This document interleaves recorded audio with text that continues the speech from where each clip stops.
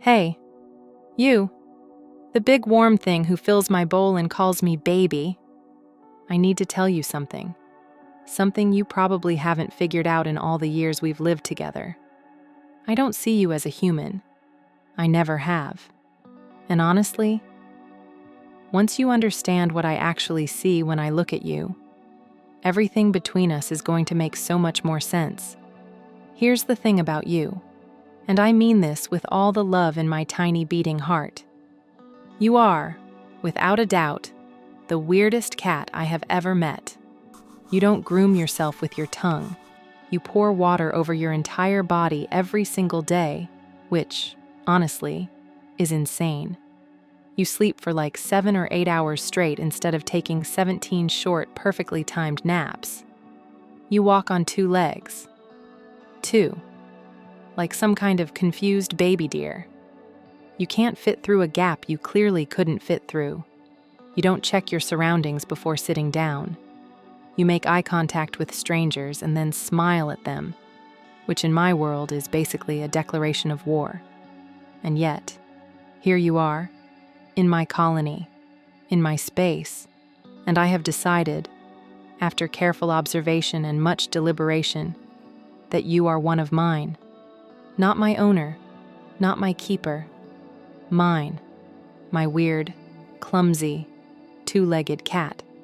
And I would like you to know that is the highest honor I give. According to animal behaviorist Dr. John Bradshaw, cats never evolved a separate social category for humans.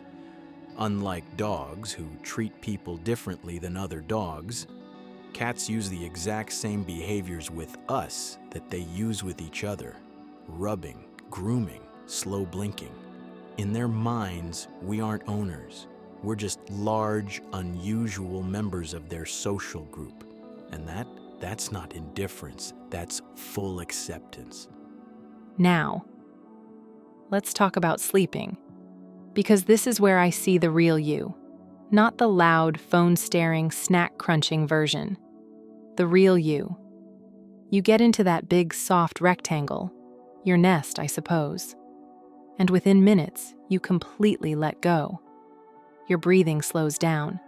Your hands stop moving. That little line between your eyebrows goes away. And I want you to know something. I watch that happen every single night. I don't always sleep with you. Sometimes I sit at the foot of the bed. Sometimes I'm on the dresser, or just inside the doorway. But I am always there. Because you sleeping means you are vulnerable. And when something I love is vulnerable, I stay close. That's not me being clingy.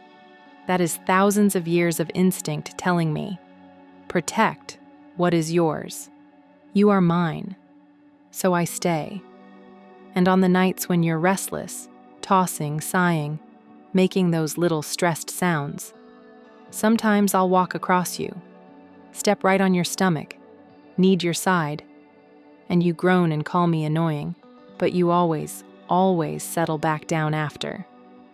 You're welcome, by the way.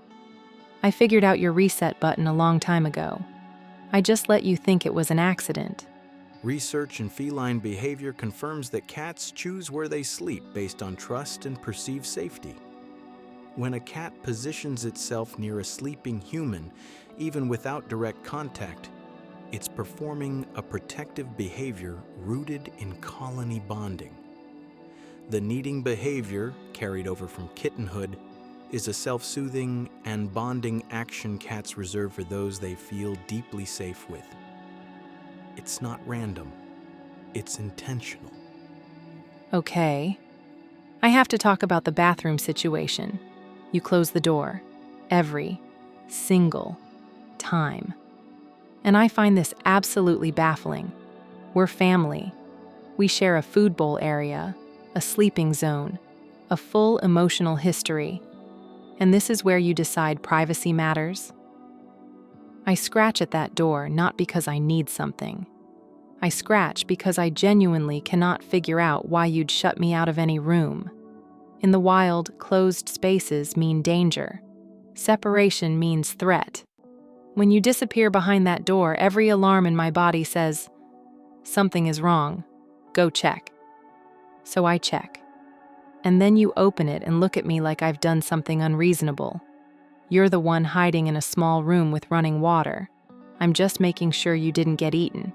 But here's what I've noticed, and I pay very close attention. When you're in there and you're upset, that's when you talk to yourself. That's when you cry sometimes, quietly, where you think no one can hear. I hear, and I sit right outside that door, close enough that you can feel me there if you reach down.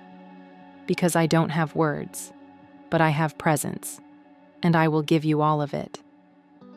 Cats are acute observers of human emotional states. Studies show they respond to the tone of a human's voice and shift their behavior accordingly, moving closer when distress signals are detected. Their bathroom door behavior is rooted in territory monitoring and separation anxiety, but it's also something more. It's attunement.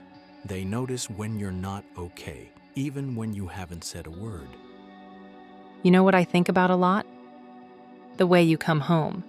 You always make noise with the door before you open it, jingling things, shuffling. And I know that sound.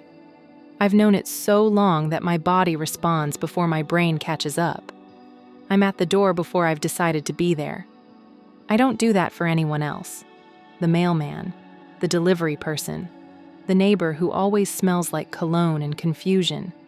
They don't get the door treatment. They get cautious observation from a safe distance. But you get me. All of me. Right there. Waiting. Sometimes I play it cool. I'll saunter up slowly, tail high, like I just happened to be in that area, and your arrival is merely a coincidence, and I absolutely was not sitting by the door for the last 20 minutes. But I was. I always am.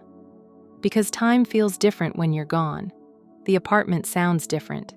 Even the air sits differently. And I don't know how to explain that to you in a language you understand. So instead, I just show up at the door. Every time. Without fail. That's my translation. I hope it lands. Cats are far more aware of time and routine than most people realize.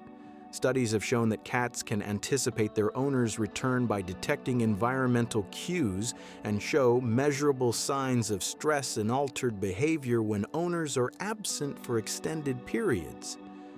The reunion behavior at the door isn't just habit, it's relief.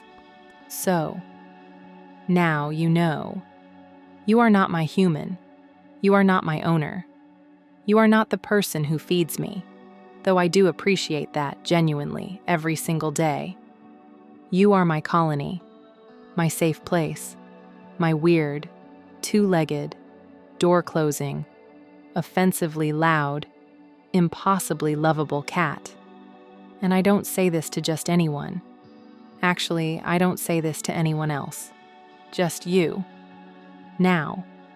I've been emotionally vulnerable for almost 8 minutes, and I think we both need to reset. So if you could go fill my bowl, the good food, not the sad backup stuff, I think we're even. Beat. I love you, obviously. Don't make it weird.